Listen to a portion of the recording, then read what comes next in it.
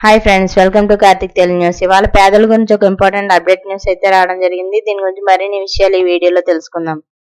దయచేసి ఈ వీడియోని ఎక్కడ స్కిప్ చేయకుండా చివరి వరకు చూడండి ఫ్రెండ్స్. అలాగే మా ఛానల్ సబ్స్క్రైబ్ చేసుకుని మాకైతే ఒక సపోర్ట్ అయితే ఇవ్వండి.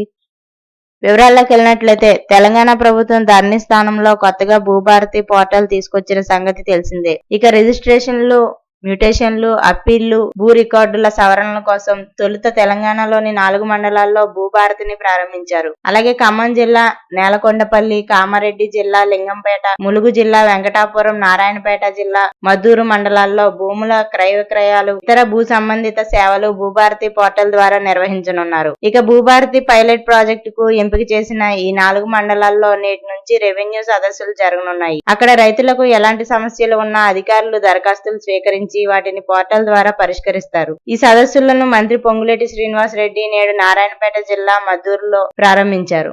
ఈ సందర్భంగా మాట్లాడిన మంత్రి పొంగులేటి, భూభారతి చట్టం దేశంలోనే రోల్ మోడల్ కాబోతుందని అన్నారు. గతంలో ధరణిలో డబ్బులు కట్టాల్సి వచ్చేదని, భూభారతిలో రూపాయి కూడా చెల్లించకుండానే అప్లికేషన్ చేసుకోవచ్చని చెప్పారు. అదే సమయంలో తెలంగాణలోని పేదలకు ఆయన తీపి కబురు చెప్పారు.